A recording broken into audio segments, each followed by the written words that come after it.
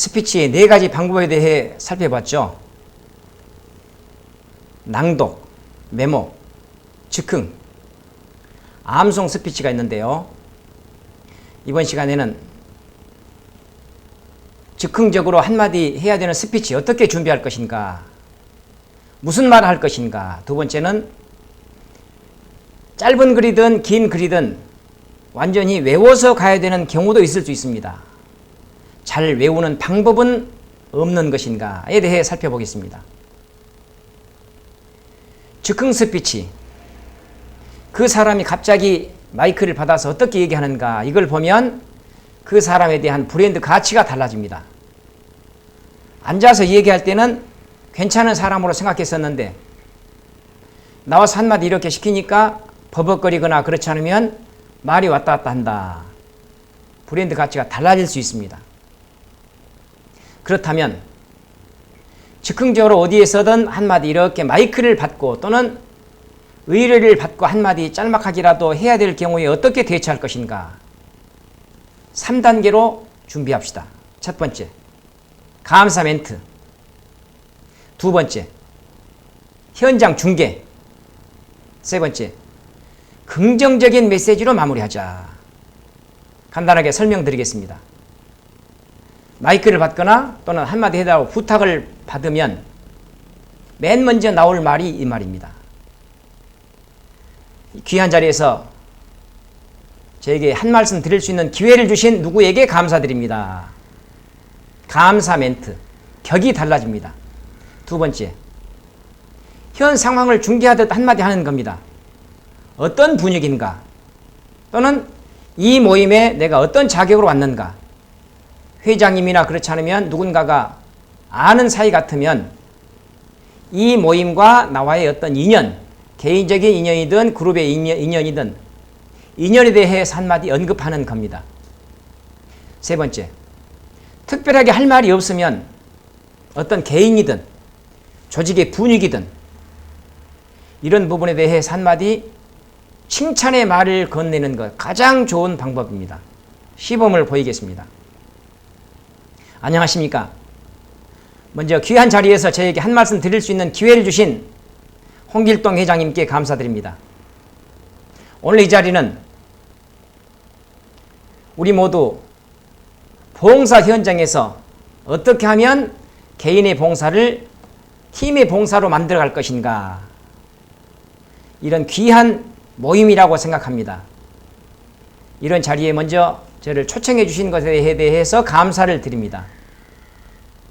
저는 오늘 좋은 에너지를 받았습니다. 이 좋은 기운을 받아서 저도 지역사회에 밝은 기운을 전파하는 전도사가 되겠습니다. 땡땡땡 클럽의 창립 5주년을 축하드립니다. 감사합니다. 정리하겠습니다. 감사 멘트, 현장 중계, 나와의 인연. 세 번째, 긍정적인 메시지로 마무리하자. 간과해서는 안 될 게 있습니다. 짧은 말이든 긴 말이든 반드시 시작과 끝이 있다는 것입니다. 첫인사, 끝인사, 이 마무리까지 분명히 하자 하는 얘기입니다. 다음, 어떤 문장을 외워서 가야 될 경우, 요즘 CEO나 그렇지 않으면 공무원 조직도 고위급으로 갈수록 면접 과정을 반드시 거칩니다. 그 비중이 갈수록 커지고 있습니다. 행정직원의 사무관 시험을 보는데요. 1분 동안 자기소개 스피치 하고 난 다음 9분 동안 몇 개의 질문을 받고 거기에 대해서 대답을 해야 되는, 이게 다른 사람과 차별화될 수 있는 유일한 평가 방법이었습니다. 1분 동안 내가 해야 될 자기소개 문안을 외워가지고 이렇게 준비를 하는데, 저하고 직접 해보니까 제가 문안을 정해주고 일주일 뒤에 만났습니다. 하루에 10번 이상씩 연습했다고 합니다. 그런데 막상 제 앞에서 하려고 하니까 3군데 4군데 버벅거리는 겁니다. 두 번째, 거울 앞에서 해보겠습니다. 자기 얼굴을 빤히 쳐다보면서 하게 하니까 대여섯 번 막히는 겁니다. 스스로 자괴감을 갖는 겁니다. 내가 이러지 않았는데, 다 외웠다고 했는데 왜 이러죠? 외우는 방법이 중요합니다. 지금부터 설명을 드리겠습니다. 첫 번째, 그게 긴 문장이든 짧은 문장이든 문단 위주로 몇 구간을 나눕니다. 예를 들어서 1분 원고다 그러면 3부분이나 4부분 정도로 문단을 나눕니다. 건물 4층 건물을 짓기 위해서는 1층을 완전히 짓고 굳은 다음 2층을 올리고 다 굳은 다음 3층, 4층 이렇게 올라가는 원리를 이용합니다. 이것을 이제 한입이 암송법이라고 얘기를 하는데요. 꿀벌이 먼 곳까지 단번에 날아가지 않고 조금씩 거리를 늘리면서 왕복을 거듭하는 중에 마침내 목적지까지 이르게 되는 방법을 암송에 적용한 것입니다. 첫 번째 문단, 보고 3번, 안 보고 1번 외워봅니다. 보고 3번 읽고 난 다음 안 보고 하려고 하면 멍해집니다.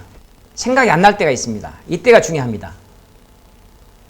바로 원고를 봐버리면 거기에서 계속 막힙니다. 그런데 방금 막혔던 원고 그 부분에서 그 앞에 마디를 한 번 다시 반복하는 겁니다. 그래도 기억이 안 나면 다시, 그래도 기억이 안 나면 다시. 사람은 나이가 들면 기억력이 떨어진다고들 합니다. 그 뒤에 하지만 기억력을 신장시키는 것은 나이보다 시험입니다. 이 문장이 생각이 안 납니다. 이럴 때 사람은 나이가 들면 기억력이 떨어진다고들 합니다. 사람은 나이가 들면 기억력이 떨어진다고들 합니다. 사람은 나이가 들면 기억력이 떨어진다고들 합니다. 계속 반복적으로 생각을 하려고 해도 생각이 안 납니다. 이게 중요한 것은 앞에 마디를 태연하게 반복하자. 생각하려고 집중하자. 그래도 정 생각이 안 나면 그때 딱 원고를 봅니다. 이런 식으로 연습하면 한 번 막혔던 데서는 웬만해서는 막히지 않습니다. 마치 용접을 붙인 자국은 더 단단해서 다른 데보다 더 강도를 세게 갖고 있는 원리하고 똑같습니다. 일단 첫 번째 문단을 그렇게 다 외우고 난 다음 두 번째 문단 마찬가지입니다. 보고 3번, 안 보고 1번. 다 외웠으면 처음부터 다시 쭉 두 번째 문단까지 버려두고 세 번째 문단만 갖고 집중을 합니다. 보고 3번, 안 보고 1번. 다 외워졌으면 처음부터 쭉 세 번째 문단까지. 이런 식으로 외우면 중간에 어느 부분이 막히더라도 쉽게 생각을 해낼 수 있습니다. 이게 첫 번째 암송 단계고요. 두 번째 단계. 어느 정도 외워졌으면 거울 앞에서 자기 얼굴을 빤히 쳐다보면서 암송해 보는 겁니다. 처음에는 쉽지가 않습니다. 몇 번 연습해서 어느 정도 자신이 생겼다. 마지막 세 번째 단계에 접어듭니다. 같은 원고를 가족이든 누구에게 부탁을 합니다. 그래가지고 나하고 일정한 문단을 서로 다르게 하거나 편차를 두고 큰 소리로 읽게 하는 겁니다. 그 소리에 방해를 받아가면서 내 생각 집중력 잃지 않고 계속 해낼 수 있다면 주변 상황이 어떻게 되든 어떤 갈등이 안에서 일어서든 자연스럽게 연습했던 대로 표현해낼 수 있습니다. 암송 스피치, 한입이 암송법입니다. 이상 즉석 스피치 그리고 암송 스피치에 대해 살펴봤습니다.